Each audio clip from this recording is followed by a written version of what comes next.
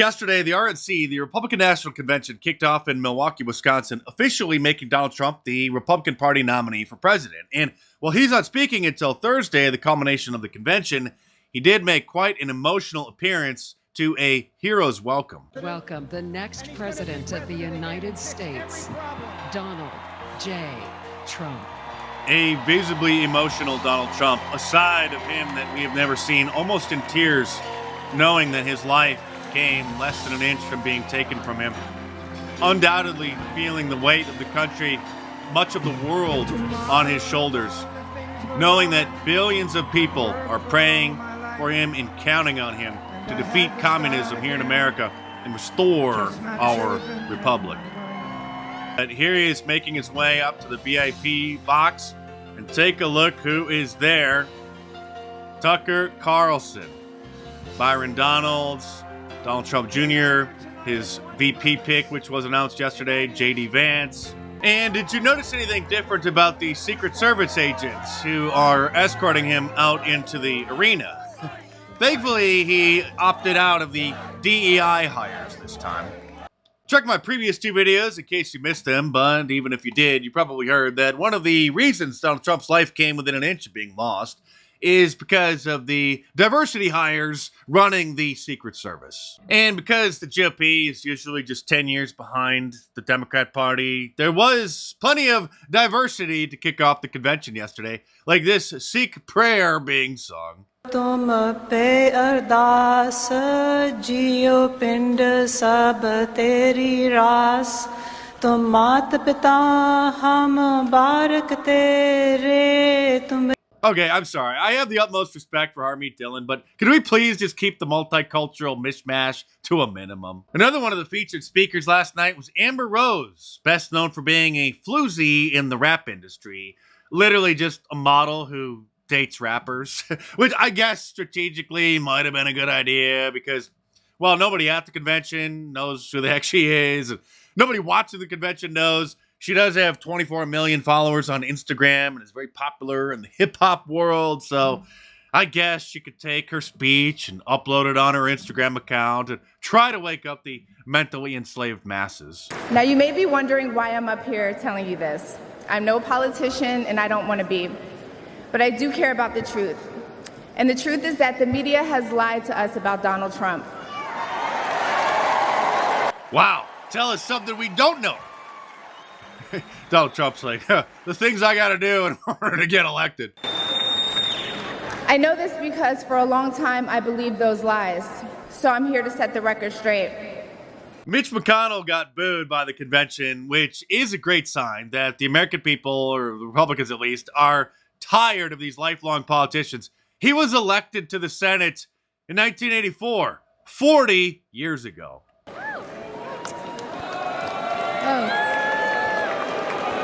Yeah. Madam Chairman.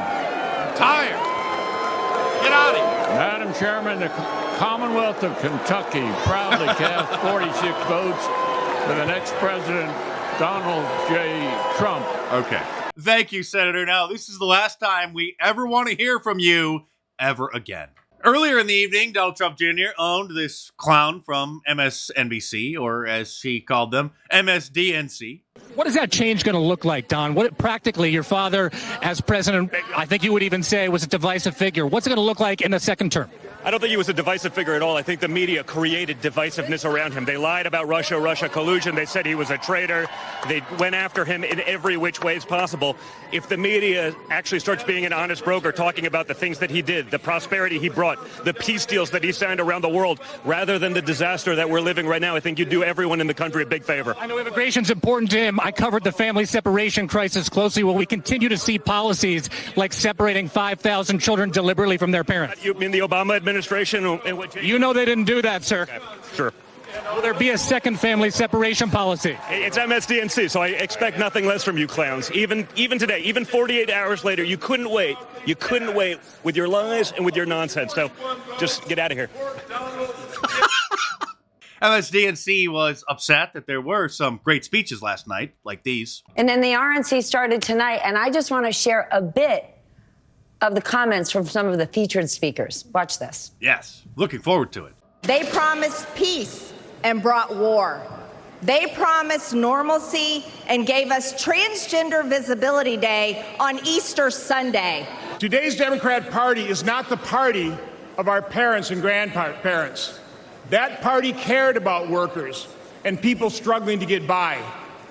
Now they are the party of open borders, reckless spending, weaponized government, and weakness on the world stage.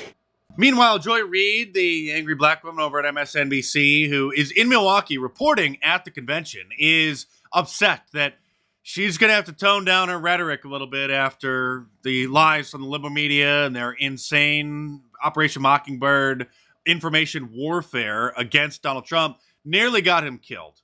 Universal kind of reaction that I'm getting, whether it's civilians or, professionals, is really a deep concern and lack of confidence in not us at this table or us at MSNBC, but us as the media writ large.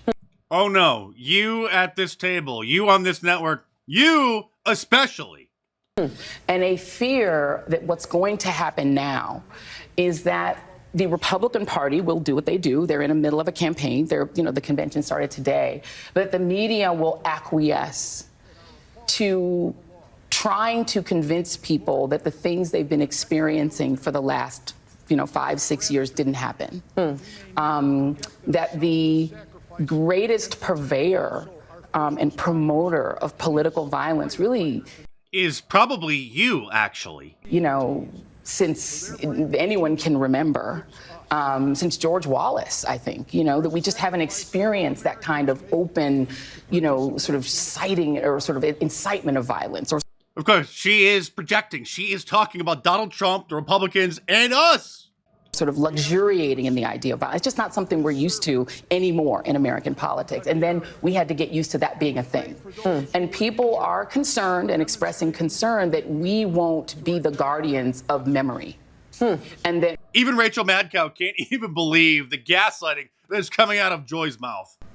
And that we will allow Donald Trump, as he is, bathed in the glory and grandeur of his party, to rewrite himself as both a hero and a victim. This may be the most deranged person to ever have a television show on a major network ever. And what she's concerned about, of course, is that the media so far has toned down a little bit of their rhetoric or trying to make their audience forget that they have incited violence against numerous Republicans and Steve Scalise, now President Trump. And so now they're even gun shy, no pun intended, to use basic political analogies like this. He has said many, many times, after having been questioned many times about this, that he's not stepping down and he's going to be the nominee. So at some point, Democrats have to decide that they want to try to win this election and turn their fire on Donald Trump. I think there is, I shouldn't have said turn their fire. I apologize. That was not the phrase that I meant. They need to turn their focus on Donald Trump. That's someone who has a guilty conscience. That's someone now who has developed a complex because using political analogies involving fighting and battles have been standard since the beginning of time. Calling Donald Trump the reincarnation of Hitler, however, is not just idiotic and insane, it's incendiary and inflammatory. And language that you would usually only hear some angry drunk guy in a bar using while he was venting to his friends. Not supposed professionals on brand name news networks who, up until recently, would never use such idiotic and dangerous language. And yesterday, MSNBC pulled their flagship morning show, Morning Joe, hosted by Joe Scarborough and Mika Brzezinski, his wife, because the network was concerned that them or their panelists were going to say something stupid, which they usually do, but in the wake of the attempted assassination of Donald Trump, which that network largely incited, that show particularly largely incited, the network was afraid that they were going to say something stupid again, and so they gave them a little cooling off period and didn't allow them on air yesterday. A person familiar with the matter told CNN that the decision was made to avoid a scenario in which one of the show's stable of 24+ guests might make an inappropriate comment on live television that could be used to assail the program and the network as a whole.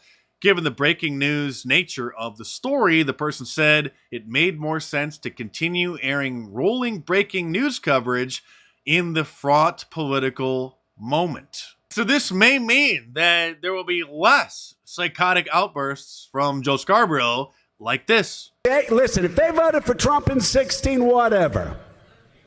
They voted for Trump in 20, they knew exactly what they were doing. If they vote for Donald Trump in 2024, they're knowingly voting for a fascist. They're voting for a racist. They're voting for somebody that wants to put this country 200 years in the back. Well, since you mentioned it, I would like Donald Trump to push us back 248 years to be exact. And now they're not only upset that Donald Trump is still alive, but the Teflon Don is more popular than ever. I mean, it's almost as if Donald Luck has this lucky rabbit's foot in his pocket. You called him Donald Luck. Did I say Donald Luck? I mean, I did. I mean, it is Donald Luck, right? I mean, if you look at all of his wins, everything that has happened, even the assassination attempt on Saturday, like, he has been able to, like, gain strength from this. And I do think that, again, this is another huge loss for Democrats right now because, you know, they're looking for Donald Trump to be taken out, whether it's through the judicial system or whether it's through the ballot box, you know.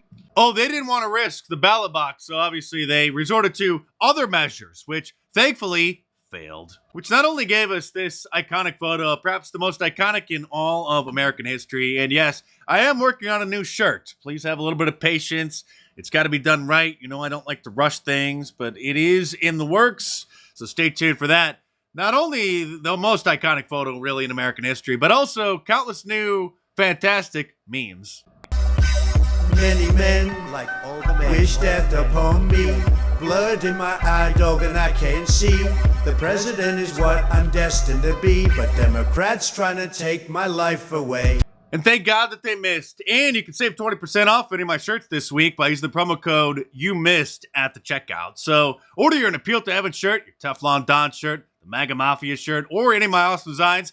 Now, most available in a tank top as well for the summer. So head on over to markdice.com or click the link in the description below and check them out.